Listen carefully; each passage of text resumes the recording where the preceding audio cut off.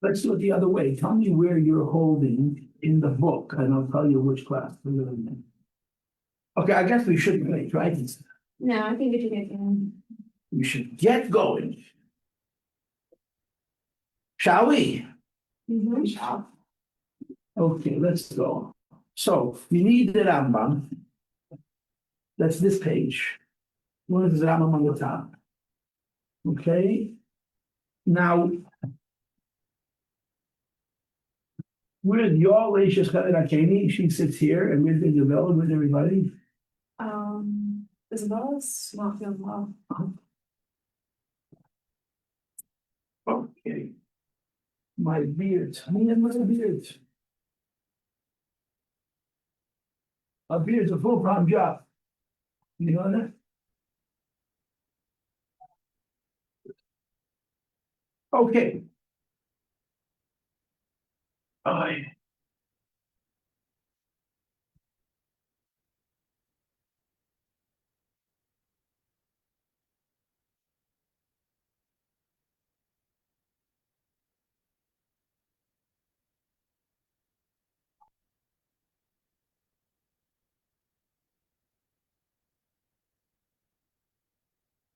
Okay, here's my notes. Here's the Rambam.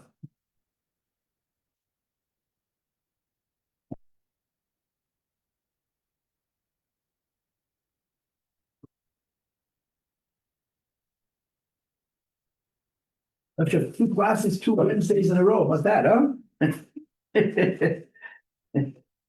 Okay. So let's go.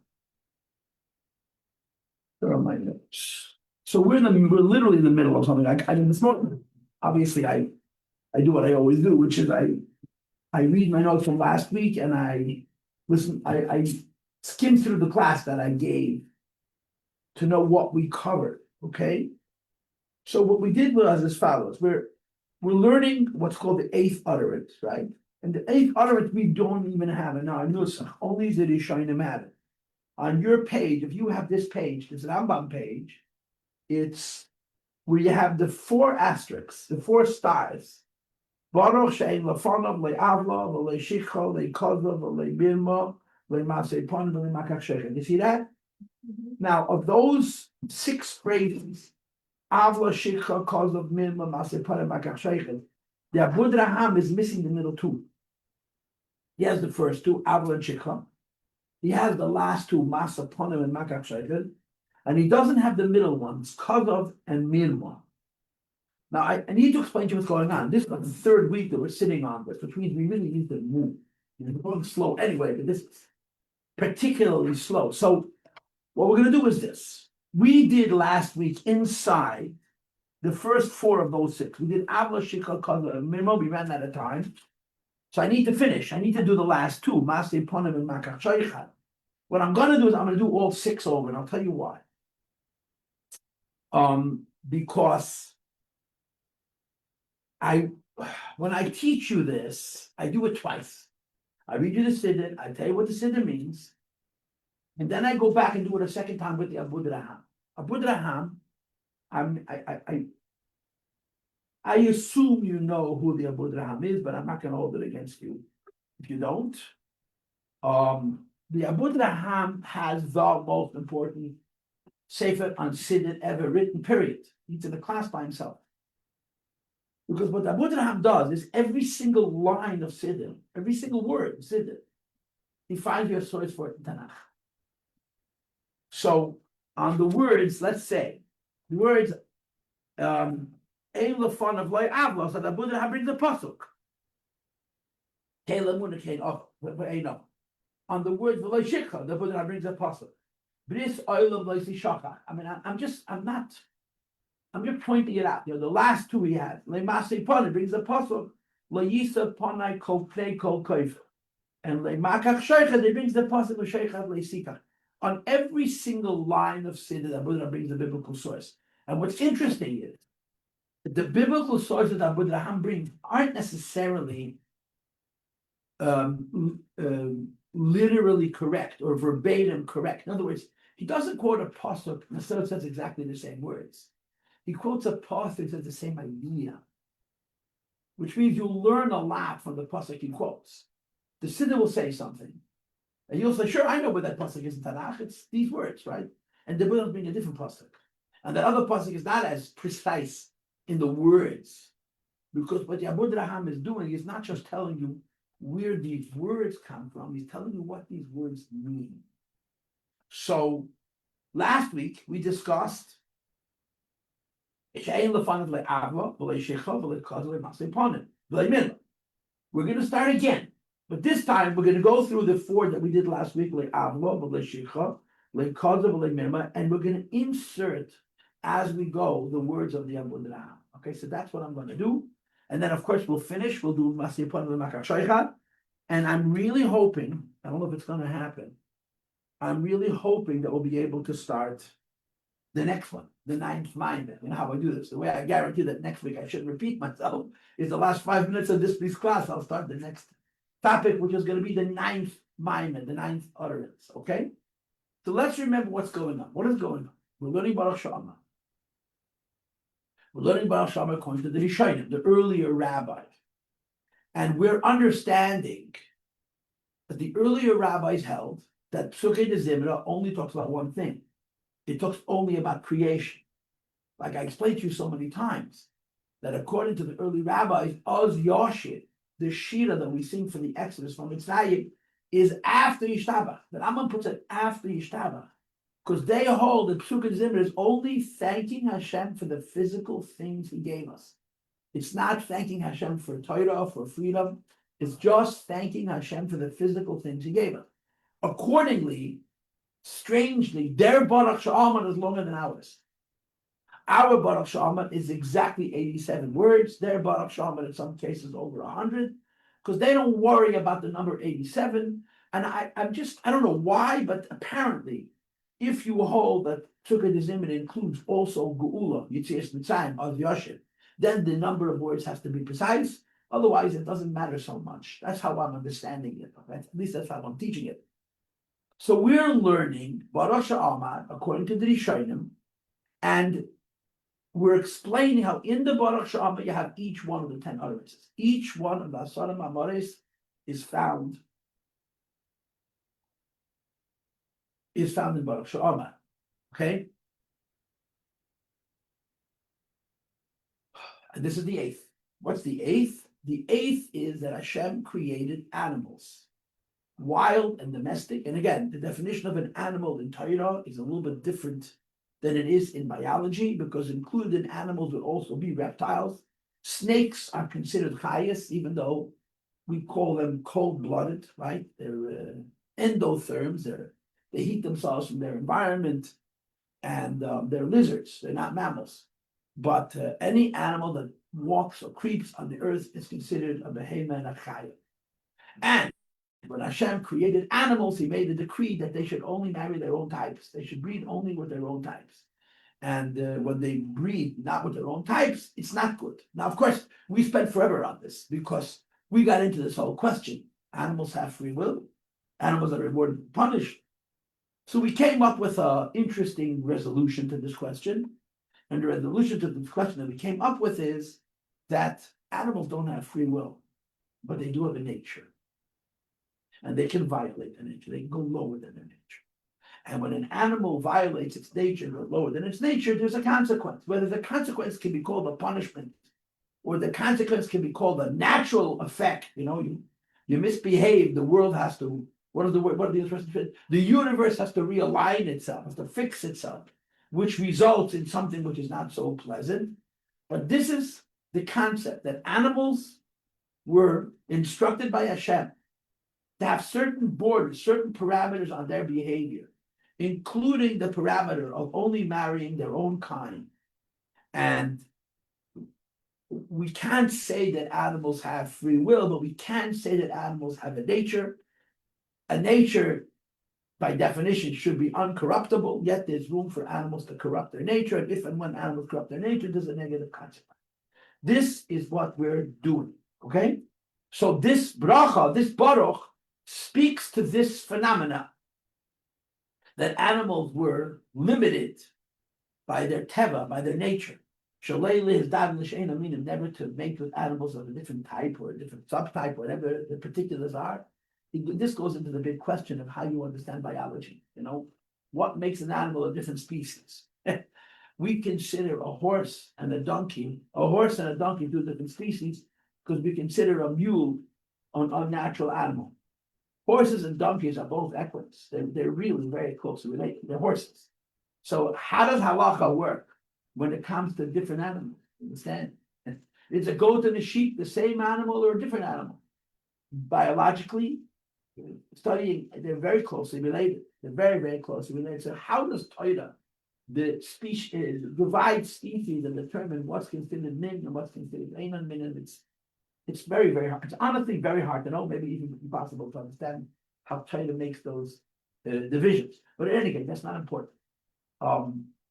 So we're going to read the words, all six phrases, and each phrase speaks to this idea that the Eibishter expects animals to be medaber l'mina and not l'shein l'mina. Okay? So let's go. Let's go to the first one. And we did the first four last week. We're doing them again. I'm going to do them more quickly, but what I'm going to add is I'm going to immediately tell you what the Abud Raham says. Because the Abud Raham's quotes, the Abud Raham's biblical sources for the psukim, for the phrases, doesn't only translate the word, tells you the meaning of it. So here we are. Baruch, blessed is HaKadosh Baruch Hu she'en lefav le'ava. Hashem does not have in front of him any wrong. Hashem does not tolerate any wrong. In this case, what will be the wrong? The wrong would be for an animal to mate with an animal that's not its own type. Hashem created animals with a nature, with a natiya, with a teva, the proclivity to be mizdaviz laminam, to mate with other animals of their own kind, and not to do wrong and mate with animals of a different kind. What does the Abud Raham quote? He quotes a pasuk from Parshas Ha'azinu, Kele Muna ve'ein. Hashem is a God of emunah, and he has no other. Meaning, when the Siddur said that Hashem does not tolerate wrong amongst animals, the Abud Raham brings a pasuk which speaks about that Hashem doesn't do any wrong. Kele Muna, Hashem is a God of emunah, ve'ein aval, and Hashem has no aval, Hashem has no wrong. So it's kind of weird, right? We're saying in the Siddur that Hashem does not tolerate when animals do wrong. And the biblical proof of that is that the Eibishter doesn't do any wrong. What's the consistency? Want to take a guess? If they have no free will, then they're. That's the answer. Because the animal's not doing wrong is not the animal's choice. It's the nature the Eibishter gave it. Now, we know from the Chodesh that before the Mabul, animals violated that nature. They went below that nature, which is part of the reason they were not allowed into the table. I told you this, that Hashem told Rashi he should call the animals, and the animals at the table will take in are kosher, otherwise they're not. You know that there's a fascinating and very disturbing idea found in Rishonim. When the Eibishter created the world, he told Adam that it's not allowed to kill animals and eat meat. Killing animals and eating meat before the Mabul was equivalent to murder.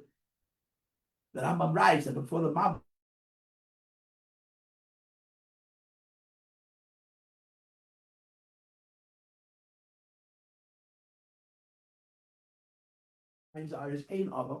Hashem does not tolerate wrong amongst animals because he doesn't have any wrong. But when it comes to the Eibishter, Kela Muna, the Eibishter is loyal.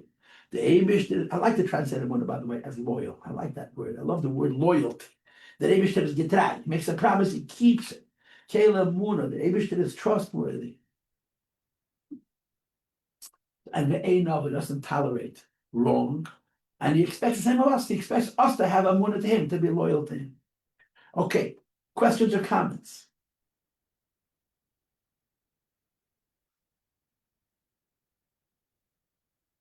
Go ahead.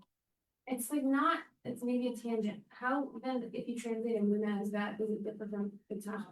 No, it's not Muna l'sheit. Faith that Hashem is there, and B'tachon was like that it would come through, that's his word. Well, emunah is very different than B'tachon. Okay, this is, you're putting me on one of my favorite soapboxes, But yesterday in Besifka, I went on a 45-minute rant about this, literally, not yesterday, Monday. And the girls will want the recording and I don't want to give it to them. Maybe I should. I literally went on a rant because the girls are learning the Sikha B'tachim and they're asking me questions. And that triggers me, it makes me crazy. Because I think B'tachim has been trivialized. I think B'tachim has been made into an industry. B'tachim has been made to sound like almost like a social science, like a psychological tool. Just relax, that's B'tachim. The whole power of B'tachim, the whole connection to Hashem B'tachim, it's been killed in the way it's been commercialized. It bothers me. It bothers me deeply because when people have complaints that the B'tachim didn't work out, they come to me. No, really, seriously, a few people complained, I did B'tachim. And they didn't do B'tachim, they just relaxed. That's not B'tachim, that's relaxation. Anyway, my answer to you is, this is my standard line. Emunah is like breathing air. B'tachim is like drinking water. You have to breathe always. You drink water when you need. Okay, so emunah is a state of existence. Emunah means I live in God's world. It's that simple. I always tell the girls the same story, and the boys, and the men, and the women, and the children. That a man, I heard a recording from his son-in-law, was dying. He had a terrible illness. There was no cure, and he was what they would call a time bomb. He was just going to have a massive heart attack. It's going to kill him. He's in the Rebbe's room. He says to the Rebbe, I feel like I'm walking on glass. I feel like I have no security in my life. And the Rebbe answers him in Yiddish. Du liegst bei dem Eibishter in the hand. Him saying Yiddish. You are sitting, you are laying in a divine embrace. The Rebbe didn't tell him it wasn't true. The Rebbe told him, leave it to God. He passed away shortly thereafter. The Rebbe didn't make a nest for him, you understand? He died. But that was the Rebbe's expression. Du liegst bei dem Eibishter in the hand. You're laying in the hands of HaKadosh Baruch Hu.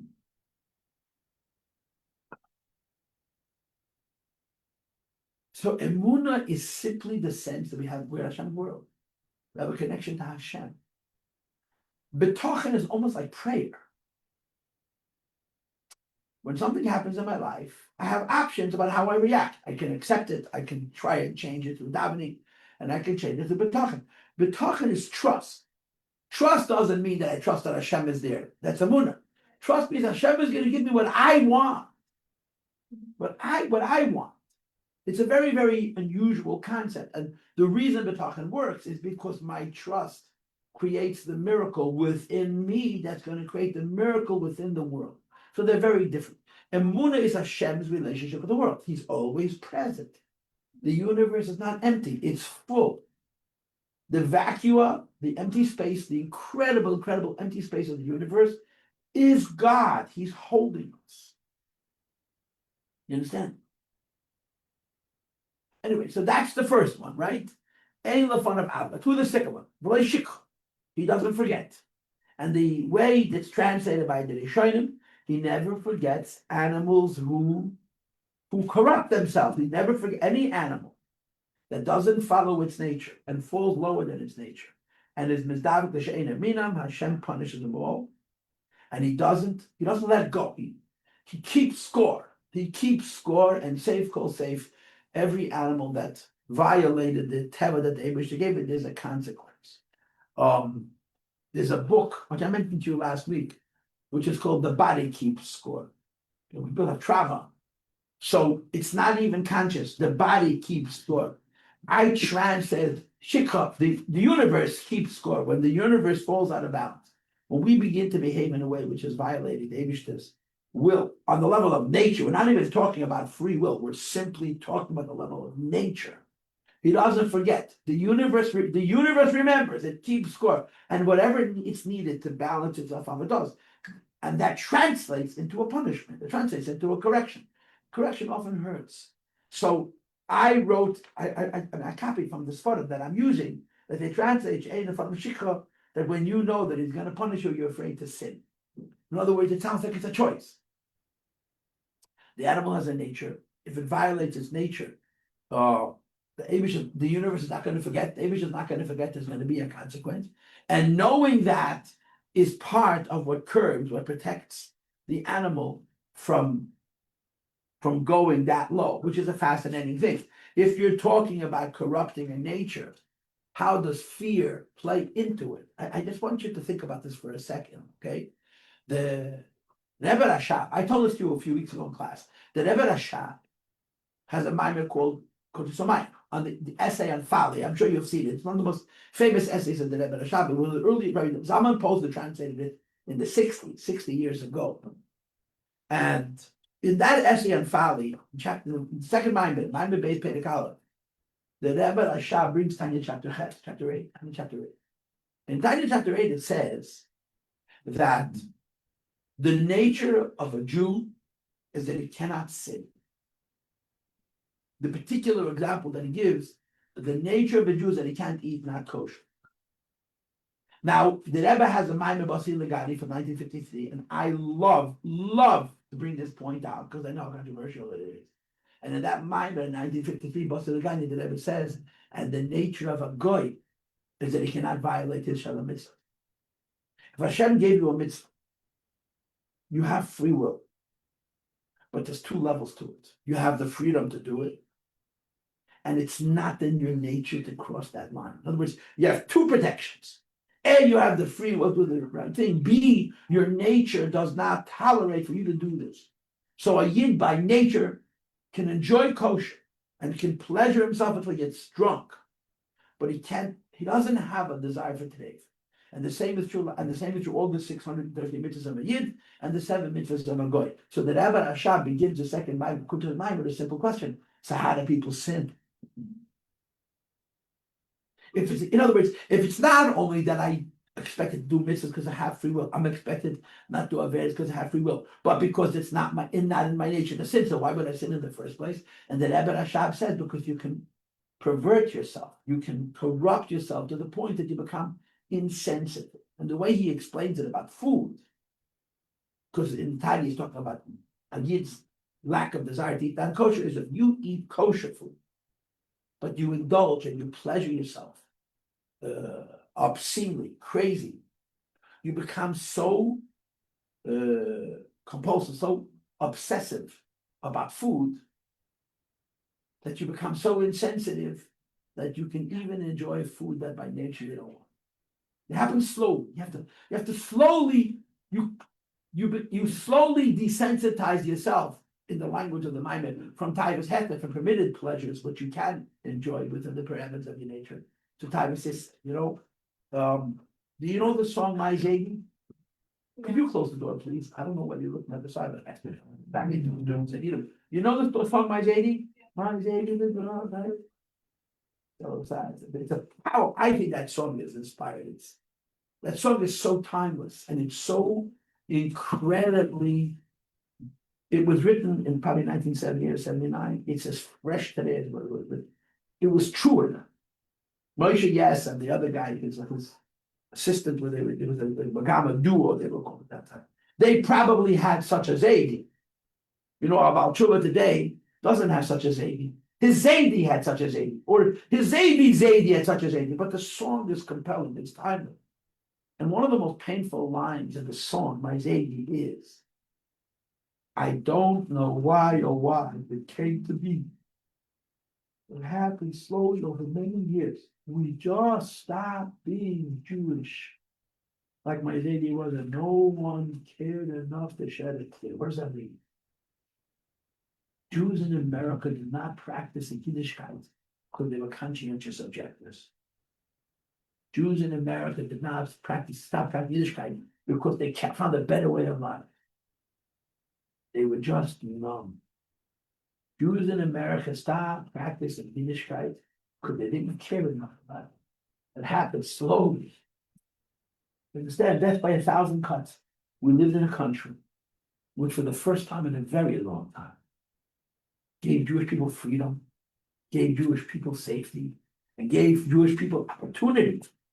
America to the Jewish people is such a gift. It's a historic gift. And they jumped into America and they so much became a part of America. And Jews are resourceful, Jews are creative, and Jews are blessed. And they became so successful. They made so much money. They became so great Nobody wanted to stop being a Yid, they just didn't get around to it. You know, two Jews came to America. One Jew said, the first thing I have to do is build a shul. Another person said, the first thing I need to do is have a career. And we all know how those stories end. So it's not like you didn't care. It's you were numb. That's how you go lower than the nature, you understand? The nature holds you. But if you indulge, if you become very, very involved in superficial things and external things, you become so numb. You cross the line from what's within the parameter of the nature to what's beneath the parameter of the nature. Okay? So the remembering and the forgetting would be this. If I am a person lives in America and I have all opportunity, there's going to be a point where I'm crossing from the kosher to the non-kosher. At that moment, I'm extremely numb. I'm numb enough to consider it, right? If I'm particular about kosher, I'll never think of it. But because I'm so into enjoying my food, and so it's not kosher. Come on, it's not that important. I mean, tasty food and a good restaurant and to be seen with all the high society people, there's such important things. Okay, so God maybe said kosher. The rabbis say not kosher. I don't gotta listen to the rabbis. At that point, if you remember, the Eibishter is keeping score, it could stop. In other words, the nature has been substantially corrupted, diminished, it's been desensitized, and you remember that Hashem remembered, or the expression that I used last week, the body keeps score, the world keeps score, and it can curb you. It's a second, the Eibishter doesn't forget, and there's going to be a consequence. So, what does the Abud Raham say about this? He brings a pasuk from Yirmiyah, from Jeremiah. Okay, we're reading the second one. Hashem never forgets. The world never forgets. When we go away from our nature, we're talking about animals now, not even talking about people. When animals are mizdavim le'enam minim, when animals become corrupt, when they fall lower than their nature, Hashem doesn't forget. The world is going to correct itself. And in the experience of the animal, it's going to be a punishment. So the Abud Raham quotes a pasuk in Jeremiah, who says, Bris olam loy sishocha, the covenant with the world, or the covenant which is forever, is never forgotten. Where is this pasuk? Where is this pasuk? You know what this pasuk is? The Jews, I looked it up. The Jews are in Babylon. Jews are in Babel. The first base of Mikdash was destroyed. And Yidden have been exiled to Babel. And the Navi Yirmiyah, Jeremiah, is talking about Hashem punishing Babel. In other words, all those who start up with the Jews, Hashem doesn't forget. There's a consequence. So the Jewish people, Babel is modern day Iraq, basically, at least parts of Iraq. And the king of Babel was Nebuchadnezzar. Nebuchadnezzar, he ruled the whole world.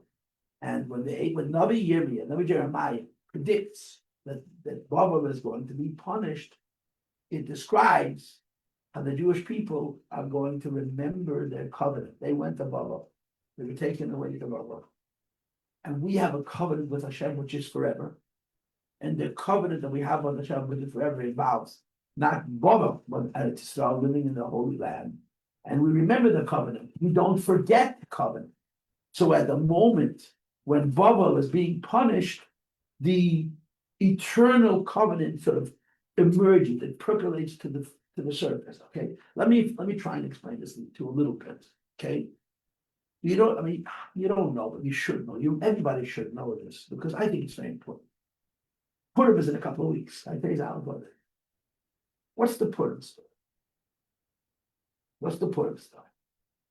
Everybody knows the stories that's written, but no one knows the background. The background of the Purim story is assimilation on an incredibly rapid and massive scale.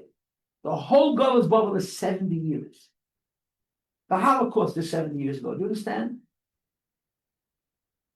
The Holocaust ended 71 years ago. Now the Holocaust is yesterday. Imagine if the Holocaust was Churban Beis Hamikdash, today Mashiach come.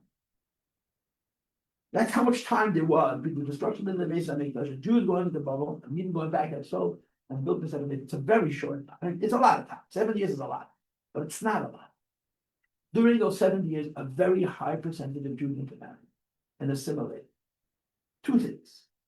A, they married non-Jews. B, they became part of the world, of the culture in which they lived. They became members of the high society, very much like Jews coming to America. It's an interesting story. It's a very interesting story because Nebuchadnezzar, who destroyed the first place of Mikdash, was an evil man. He killed so many people. He killed millions of people, and he killed many, many Jews. Nebuzaradan, who was his chief of staff, on one stone killed thousands of people. There was a lot of cruelty. But there was a love-hate relationship between the Babylonians and the Jews. I'll tell you why. In the time of the first place of Mikdash, the Jews were the epitome of high society. If you wanted to find a place in the world where the people lived the best materially, and they were the tip, the highest level of the advancement of technology and science and philosophy, it was Israel. And everybody knew it. In other words, in the time of the first base on Mikdash, putting religion aside, the Jews were the most successful civilization then. They were advanced in medicine, they were advanced in technology, they were advanced in mathematics, they were advanced in government, in infrastructure. So when Nebuchadnezzar destroys the base on Mikdash and kills so many Jews, he brought the Jews to Babylon. You want to do that? He put them in his government. He took the brightest Jews and gave most powerful positions in his government. And he didn't do it because he loved Jews. He did it because he loved himself. He knew that he's going to he divided up his kingdom into four. You know who the four people were? Daniel, Haggai, Zechariah, Malachi. Think about it. Think about it. So he didn't come to Babel in chains. But as soon as they arrived, the Babylonians wanted to befriend them. Not they wanted to befriend them because they have a lot of money. They wanted to befriend them because they're very intelligent. So Yidden came to Babel in the cruelest of ways. But when they arrived in Babel, they were looked up to by the Babylonian captors. And the Jews liked it. And they fell for it. And they fell into an assimilation. And the assimilation had these two characteristics. It was an enormous amount of intellect. In the book of Ezra, he describes bringing back the Jews to build the second base on Mikdash, and then stopping at a certain point on the road. He describes it in the Navi. When I realized how many non-Jews I was carrying with me, I fell to the ground and I cried and I swore to myself, I'm not moving from this place until I find the yichus of every Jew. There was an enormous amount of assimilation into marriage, but that's half of it. Then there was the cultural assimilation. You understand? We became like that. Here is a description of the collapse of Babel. Yirmiyah Hanavi, the prophet Jeremiah, is describing how this empire of Babylon, which was so powerful, but it had been so evil and so cruel, is going to collapse. Every evil died. And the truth is, everything dies except for the Jew. It's just a fact. You can ask Mark Twain. He wrote about it. All things are mortal except for the Jew. But Babel was an evil empire. Yirmiyah is describing the collapse of Babel. And in that same sentence, he describes the Jews remember the covenant. When Babel's doing okay, you understand? When Babel's doing okay, the Jews are part of Babel. The minute Babel starts to collapse, wait a minute, we're not one of them. So the pasuk that he quotes for the words "V'loy shikha" is that when Babel is collapsed, Jews, and let's use this language, who had corrupted their nature, they didn't do what they were meant to do, right? In other words, if you maintain the argument that we're presenting, that when a person does an Aveda, there's two Avedas. Number one, he's not using his free will correctly. Number two, he's violating his nature. The Jews in Babel, in assimilating biologically and socially, not only sinned with their free will, they also sinned with their nature. When Babel begins to collapse, now they remember. It's just the perfect pasuk. Because when you say that Hashem doesn't forget, what is it about Hashem is punishing animals? Animals don't have any free will. It means doesn't forget it means the world has to balance itself out. He doesn't forget means when the world goes in a bad direction, the world has to correct itself to put itself back in a good direction. Just like the story of the Jewish people in Babel. When Babel begins to collapse, they remember the covenant. So the Abu Draham doesn't just quote a pasuk that has the words the loy shikha, because there's words in Chumash that say loy shikha. He quotes this particular pasuk from Yirmiyah because this pasuk speaks precisely to the issue. We're talking about animals, and animals somehow corrupting their nature, even they don't have free will, and that the world doesn't forget. Not they're being punished. We call it a punishment, but it's the world repairs itself. Like this story, that when Babel is collapsing, the Jews remember their covenant. You follow? I think it's brilliant. I think it's brilliant. I have a question. At your own risk. I guess I'm getting confused where you're saying the free will of a human is different. Like, if our free will is that we are able to subjugate our nature, then why would we, and animals are doing that same thing, why do they not have free will then? Like, how are animals even able to go below their nature? Have you been here the last couple of weeks? You have. Yes. I gave you a whole class on free will. When I started this Right. sequence, I explained that free will is not something that you're allowed. You don't have free will because Hashem lets it. You have free will because Hashem gives it to you, empowers you. And we only have free will when it comes to our mitzvahs. In all other areas, we don't have free will. And the same is true when it comes to a non-Jew. Non-Jews only have free will when it comes to their 7 mitzvahs. So nature is not the same level as free will. But you said that the Rabbi Rosh was saying that it's our nature to do Torah mitzvahs, and it's a nature of. No. I didn't say it. It's nature not to sin. Not to sin. You can't eat today. Right? We're talking about negative, not about positive. Oh, fine. Okay, it's your nature does not allow you to sin, and you need to become corrupted to cross that line on the negative side. Okay?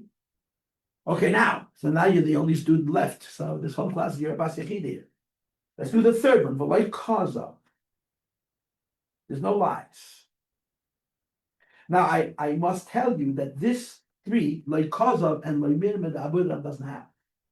So we don't have sukkah for this. So the beautiful qualifiers of the Abu Rahab that we just had for Avla and Shikha, we do not have for Kazav and Mirma because there is no. The Abu Rahab has a different nusach. He only has 4. He doesn't have all 6. So the word Kazav is lies, and the meaning of lies is Hashem will never say something that He didn't declare. In other words, if Hashem said that this is not allowed, He's not going to come tomorrow and say, "Oh, I also meant this. I also meant this. I also meant this." He keeps His word. The things that He told us we're not allowed to do are the things He holds us accountable for, and not more. So He never lies. He'll never say, "I made a decree," and then say, "I changed my mind. I made more of a decree." So He holds us accountable only for those things that He told us. He expects us to behave within certain parameters, but He'll never change His mind. He'll lie. Okay? Like Kaza.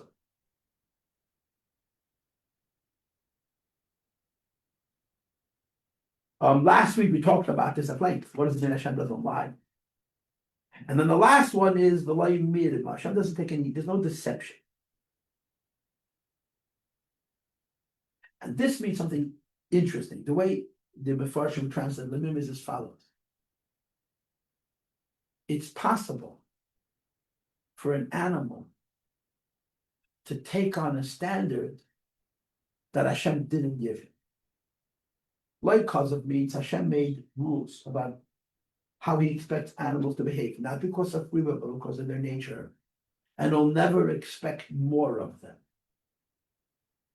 But animals can, so to speak, be frugal in their nature. He's not going to hold them accountable for more of a standard than the standard He created, but it's possible for animals to go higher. Now, the example I gave you last week, well, I should watch it this morning in my preparations. He brings an example from grass. Hashem made a decree that plants also are not supposed to mix with other species, but He did it only for trees, not for grass, the shoyim.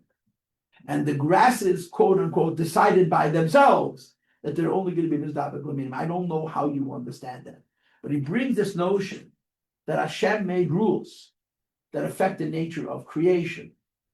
And on the one hand, He's not going to expect from the creation more than the rules He set. Meaning, in the class that I gave you last week, I talked about microorganisms. Right? When microorganisms evolve, are they going against their nature? They made them. So the question becomes, what is a microorganism? Is a microorganism a living thing? Maybe he's part of the water. Maybe he's part of the dust. You have to know Torah's definition, what's considered an animal. So there's rules. And Hashem does not expect animals to be righteous beyond the rules that he set for them. But if an animal chooses to live by a standard of nature beyond what the Eibishter expects from him, he'll reward him. So there's two sides. Side number one, the Eibishter made rules and he doesn't expect more than the rules he made. Side number two, it is conceivable for an animal to be frummer than that. Like the example from grasses. And when an animal lives within its nature, beyond the requirements that the Eibishter set, he is rewarded. But the reward for an animal living within its nature, if the Eibishter demands it, is greater than the reward for an animal lived within his nature that Hashem did not demand. And the Gemara says, this is all last week's class, Gadol Mitzvah Ve'esa, V'misha Edom Mitzvah Ve'esa. One of the great questions in theology is, who is greater? Who gets greater reward? A person who does the right thing because he was told to, or a person who does the right thing because he chooses to. Now the instinct is, of course, it's greater if you choose to. But the Gemara says the opposite. The minute somebody tells you to do something, you have 101 reasons not to do it. It's just part of human nature. Tanya, it says that the moment Hashem gives you a mitzvah, you're doing it is considered absolute bittul. You're breaking yourself, even though you agree with it. So mirma means animals have certain nature. Hashem has certain expectations, but there's a limit to those expectations. If animals live on a higher standard than expectations that the Eibishter has, he's going to reward them, but not as much as he rewards the animals who live within the parameters that they're required. So cause of means he's never going to hold us accountable for something we didn't expect. Minima means he will reward us for being better than that. But it's going to be less than the reward for living according to the nature that he demands. So cause of and minima are two sides of a coin. Now the problem with cause of and minima is, how do you understand them if there's no free will? They're about animals. Animals follow their nature. And you explain that animals can corrupt their nature. And you're saying animals can corrupt their nature, and the, if you will, the punishment from the Eibishter is limited to what he expects, that the reward from the Eibishter will exceed what he expects. How do you understand all that? And I'm not sure what the answer is. I am not sure what the answer is.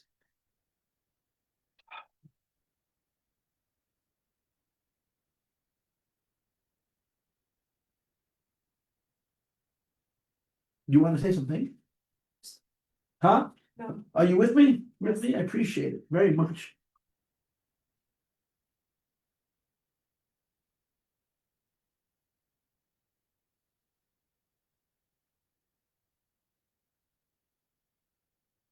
Let me give you a thought on this causative mirma thing.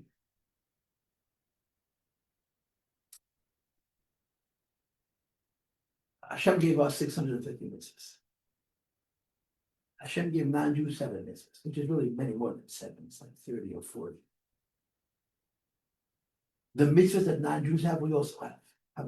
The person was a non-Jew and he converted to Judaism, became a Jew, he carries those mitzvahs from how he was a non-Jew and how he is a Jew and how he's expected.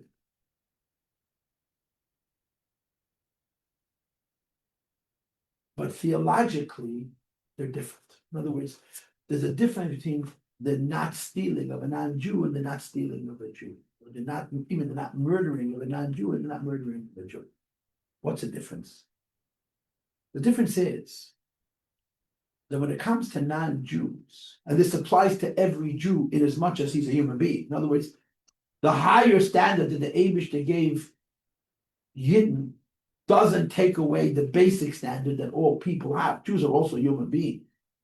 Is that the criteria for good and bad is not measured in what you do, it's measured societally. Your actions are judged based on what you do affects the world. In other words, you're not judged as an individual. Are your actions making the world a better place, or your actions making the world worse? And what comes out of that, and by a Jew, you're judged as a person, as an individual. In other words, the mitzvahs that Hashem gave a Yid are supposed to make him holy. The mitzvahs that Hashem gave a non-Yid are supposed to make him civil, meaning you're not defined as an individual, you're defined as part of a group. And the result of this is that in some ways, the standard for non-Jews is higher than the standard for Jews. And in some ways, the standard for Jews is higher than the standard for non-Jews. Okay, let me give you an example. If you steal something which has almost no value, less than a penny. So I don't remember what the halacha is, but it's conceivable that for a Jew it's bad, and for a Jew and non-Jew it's not bad. Why? It's not going to hurt anybody. But a Jew is not allowed to steal because he's not allowed to steal. It doesn't matter how much, right? I mean, the example that everybody always brings is abortion. Abortion for a non-Jew is worse than abortion for a Jew. Why? Because abortion for a Jew is defined by whether the baby could live or not. Are you killing the baby or not? If the baby would live, then you're a murderer. If the baby wouldn't live, you're not a murderer. By non-Jews, it's not defined by that. It's defined by the fact that you're disrespecting life. So the standard is higher. So these two standards. The standard of a non-Jew, and the Shem admits this, is how it affects the civilization. The standard of a Jew is how it affects him personally. So you have two statements. Like Kazar, there's no lies. No lies means he's not going to demand of us more than he wrote into the nature, meaning the standard that the Abishter set is defined by the group. If the group is healthy, it's good. And if for the group it's okay to not live within its nature in this way or in this area or in this type, it's fine. When Mirma means if you as an individual raise yourself to a higher standard, there's a reward. There's not a punishment if you don't, but there is a reward if you do. So I'm using these two concepts. The way the standard for non-Jews is consistent with the word v'lei kazav, and the higher standard is connected with the v'lei mirma. He's not going to hold you to a standard if it's not going to ruin the world. He will reward you if you choose a higher standard beyond what is necessary to preserve the world. The problem again is we're talking about animals. They have no free will. So how do those things play out? Let's move on. Now, let's break. Let's stop. 5 minutes, okay? I need to go to the bathroom. And hopefully you'll still be here in 5 minutes because I can't give a class to nobody. And we'll do the last, okay? Go to the bathroom.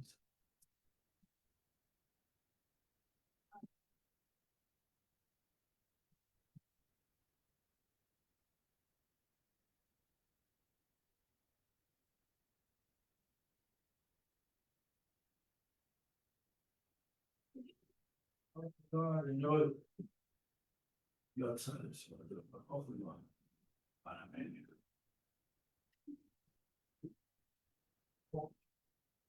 I'm tired.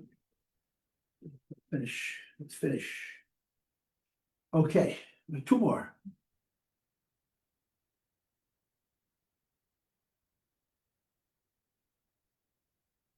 Okay, so we have two more, right? The two more we didn't do last week, which are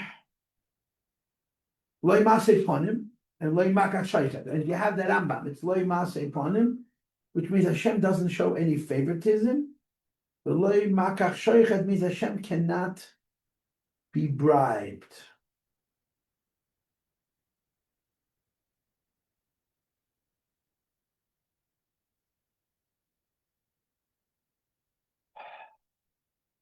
So let's do one at a time. You with me? Yes?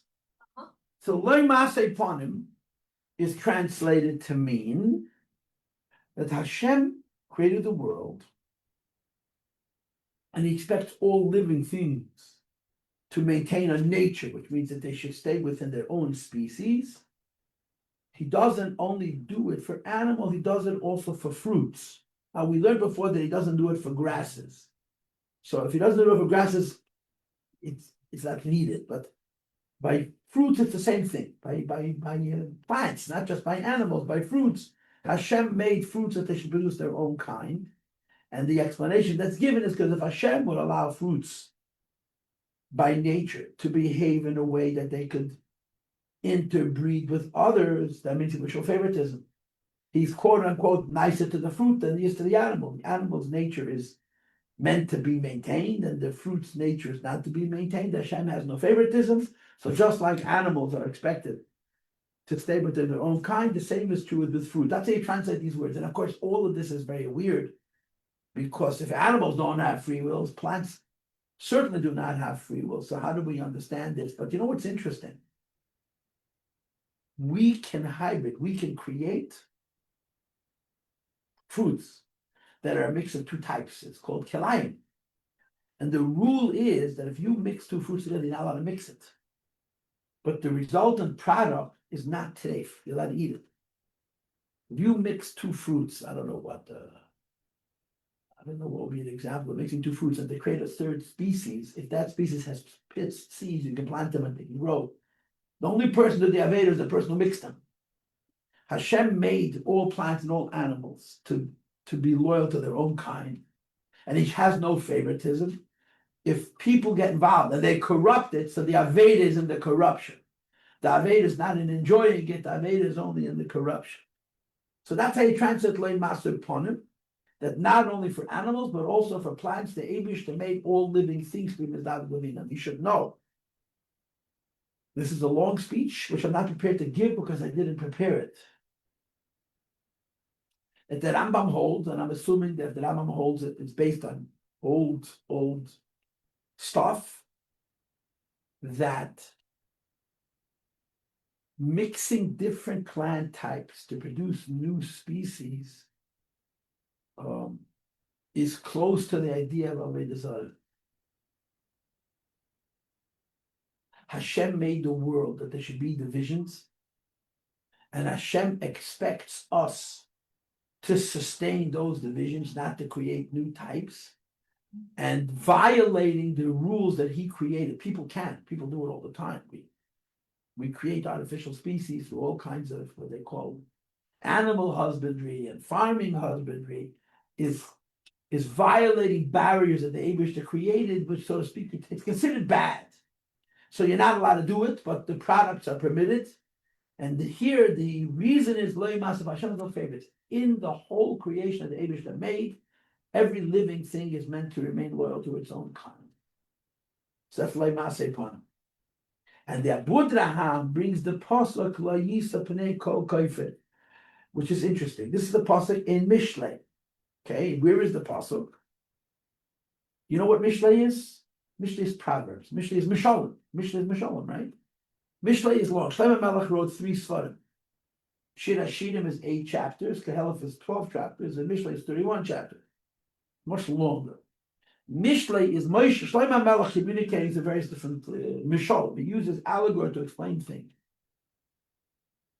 And one of the common allegories in Mishlei is an appropriate wife and an inappropriate wife. And the appropriate wife is correct, and she's all good things. And the inappropriate wife is very attractive. She seduces you. She pulls you in, but she's not good for you, you know. And the psukim describe how if a person gets dragged away to an inappropriate wife, the punishment is built in. Hashem doesn't have to punish, right?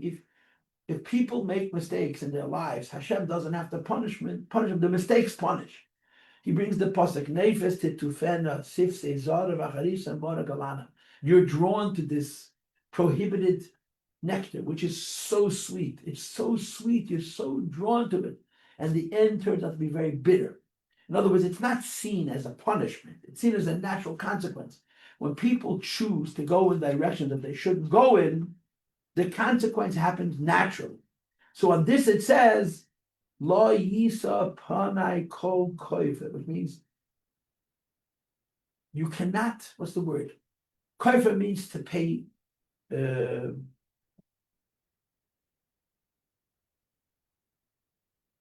atonement. In other words, I did something wrong. I don't want to be punished. I give a bribe.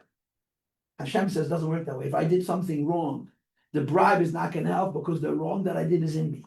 And if the wrong that I did is in me, the purging of that wrong has to come from within me.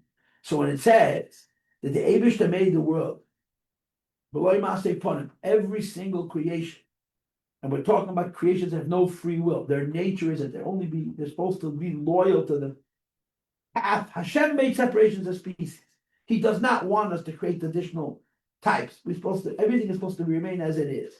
And there's no favoritism. So the pasuk that he brings is that when a person chooses a different path, he gets himself into trouble, and he wants to solve the path that he chose, which was not good, like giving a bribe, Hashem says, no, it doesn't work that way. And the reason it doesn't work that way is because he's not punishing. The punishment is a natural consequence. It's like lo yisapon, lo ymasepon. Hashem has no favorites. And if we go down a certain path, there's a certain consequence. Okay, let's finish. And the last one is he doesn't take any bribes. A bribe means it's very similar, but masepon means he doesn't show favoritism to one type over another. He doesn't allow himself to be bribed. And the pasuk which is brought is a pasuk from Chodesh. The sheikhat leisikach, where a judge is not allowed to take a bribe, the Eibusher will not take a bribe either. So the Abud Raham brings this, okay, and the Abud Raham says, "Really, you're going to bribe Hashem?" Now we all understand what it means to bribe a judge. We all understand what it means to be. It's in our parasha, right? What do we know about bribing a judge? You go to a judge and say, "Listen, I'm having a difference with my friend over here. We're arguing about money, about a business deal, about ownership, about rights, about whatever it is. I'm going to give you money. I'm giving you this money that you should pass them correctly. Don't make me win, just pass them correctly." That's called a bribe. And the pasuk says, if you take a bribe, yesterday you were smart, today you're not smart. Yesterday you were tzaddik, and now you can't tell the truth. You know, if someone bribes you and says, "Hey, I'm giving you money," and paskin like me, vindicate me even if I'm guilty, that's a real bribe. But even if the bribe is given for the judge to judge correctly, it's a bribe. Because if you take, you know what halach is? Halach is that if you have a business partnership with a person, and once a week he has to bring you a certain amount of fruit from your field, and 1 week comes a day early, instead of coming on Friday, he comes on Thursday. Say, "Why you bring me the fruit early?" "Oh, I have a dintay with my neighbor, so I figured I'm coming into the dintay, here's the fruit, and I want you to be the judge." Allah, you can't judge. You took it a day early, it's a bribe. Someone helps you out of your seat, you can't sit on a case, it's a bribe. Because the human nature is that we're all affected by the people who do special services for us. And even if the bribe is given, that the one being bribed is told, "Judge correctly," it's still a bribe and they're blind. So the pasuk says Hashem can't be bribed. So the Abu Dhabi asked the question, really? Really? Hashem can't be bribed? Of course he can't be bribed. Human beings can be bribed, you'll understand. But the Eibusher, why would you have to say lo shaykh, right? Lo maseh panim means you have no favorites. All living creatures are treated the same, they're expected to stay within their nature, we understand. But lo mas, and of course, and if you violate it, it doesn't help. But what does it mean that Hashem doesn't take any bribes? So he answers a very interesting answer. The answer is that sometimes people think that you can equal out the scores with different debts and different credits. Say, I have 6 business deals with you. In one of those business deals, we're profiting. In one business deal, we're breaking even. In another business deal, we're losing. In the 4th business deal, we're losing more. In the 5th business, we're making more profit. Yeah. So he said, let's put all the 6 business deals together and let's draw one conclusion. How much do I owe you from all 6 deals? How much do you owe me from all 6 deals? You're not supposed to do that. Each one is separate. You're supposed to do each one separately. So when it comes to the Eibush, that a guy says to Hashem, "Listen, this I did wrong, but this I did right. That I did wrong, this I did extra right. Let's add it all up and take away from me a consequence because of a good I did someplace else." So the Abu Dhabi explains, by Hashem, a bribe is not that you're manipulating. A bribe is that you're saying, if I am good in a different area, I should not be punished in this area. The Apostle says, "La yikach and bribe." Why? Same principle. Because he's not punishing. You know, if the Abish has got a scorecard, you have 4 points for this, you have negative 2 points for that, you have 7 points for that, you have negative 11 points. So you can add up all the scores and see if you're in the red or in the blue. But that's not how it operates. It's built into the world. It's built into the world. That's what you got. You cannot offset the mistake made in one place by a righteousness in another place, because the consequence is natural. It's not coming from him. I want you to know that it says in the spot, it never brings us a lot. It brings a lot. You look at the series. There's a debate amongst theologians whether reward and punishment is considered a davar tibia, a davar school. Meaning, when Hashem rewards, did he reward you or did nature reward? When Hashem punishes, did he punish you or did nature punish? In other words, did Hashem build into the nature that for good things there's going to be a good consequence by itself, and for bad things there's going to be a bad consequence by itself? Or each time he's choosing to reward you and he's choosing to punish you, and there's proofs to both sides. Now, the Rebbe would say they're both true. It's true that it's natural, and it's true that the Eibishter punishes and the Eibishter rewards. So, in different ways, you focus on different aspects. So, Lo Yikach Shoichad speaks to the side that since reward and punishment, at least from one angle, is not something that Hashem is giving, but as a natural thing. If I did something wrong here, I did something right here, the reward is going to come here, the punishment, the compensation is going to come here, the correction is going to come here. They don't balance each other out. That's what he's.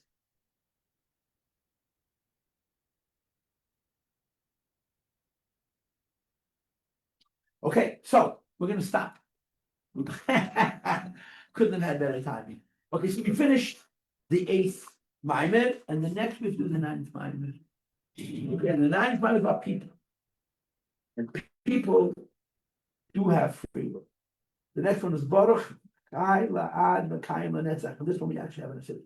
And I have to thank you for being here. Sure. Because if you weren't here, I couldn't teach my class. Okay. I'm losing my students, doing something wrong. Is this like, I actually sent a message asking to school today because of President's Week. Have people gone home? Is it possible? Yes. Yeah. 2 girls are away.